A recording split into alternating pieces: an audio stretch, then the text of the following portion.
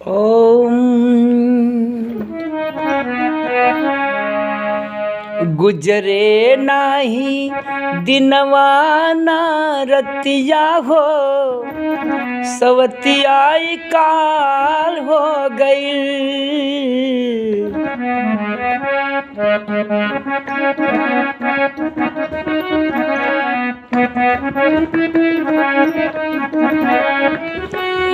सजना न माने मोरी बतिया हो,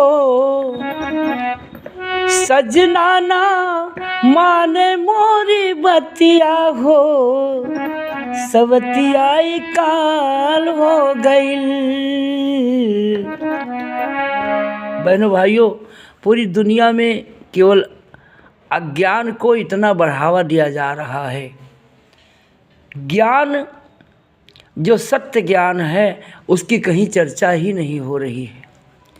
केवल 1 2 3 ABCD का ज्ञान सब बता रहे हैं। राम कृष्ण हनुमान की पूजा, ये 1 2 3 का ज्ञान है। ये स्वर व्यंजन वर्णमाला का ज्ञान है। रामायण में ही लिखा है, गीता में लिखा हुआ है। जो वास्तविक सत्य ज्ञान उसको कोई बता नहीं रहा है। जो ज्ञान बताने से सबका कल्याण हो सकता है, उस ज्ञान को विद्वान लोग बताते नहीं हैं। इस कारण से लोग दुखी हैं। दुनिया में अज्ञान है।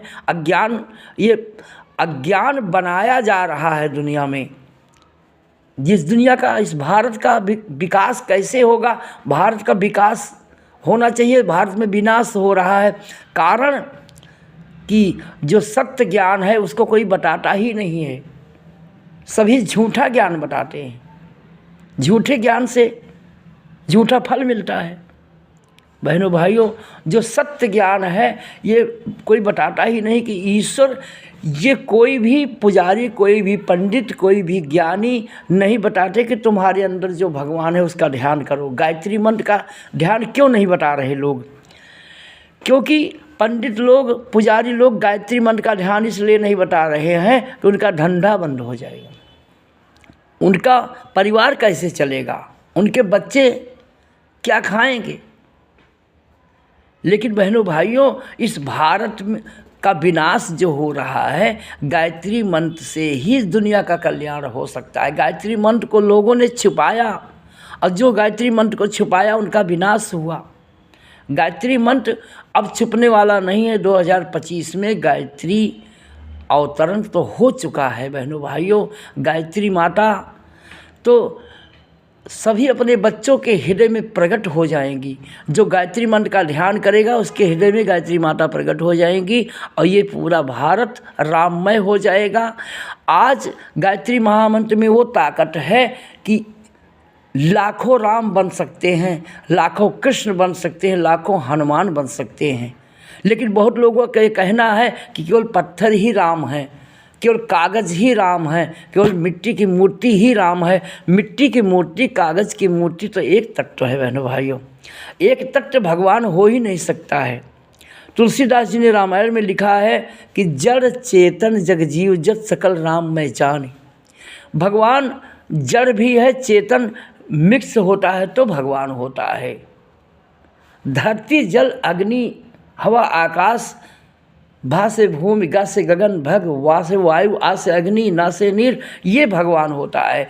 एक तत्व की पत्थर की मूर्ति भगवान कैसे हो जाएगी? एक तत्व का कागज कैसे भगवान हो जाएगा? एक तत्व तो जड़ है। सबकी शरीर जड़ और चेतन से बनी हुई है। बिना चेतन के उस मूर्ति में न आत्मा है, न चेतना है, न प्राण है, न ईश्वर है, तो वो कैसे उस लोगों का कल्याण होगा उससे? आज पूरे भारत में पागलपन का जो स्कूल खुला हुआ है, पूरा भारत क्या है, पागल खाना बन गया है। इस पागलपन से कौन निकालेगा? कौन आकाश से पैदा होगा? भगवान। इस दुनिया में जो सभी इंसान हैं, इंसान को ही भगवान बनना होगा। जब जब भगवान बने हैं, यही धरती से ही भगवान बने हैं।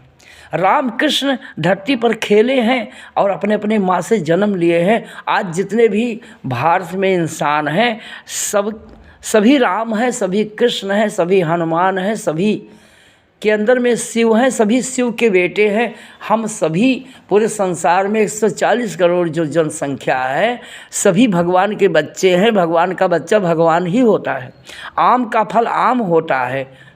बहनों भाइयों, राम का बेटा राम होता है, कृष्ण का बेटा कृष्ण होता है। हम सब भगवान की संतान हैं, भगवान ही है। भगवान सबके हृदय में विराजमान हैं। ओम भूर्भुवः स्वः।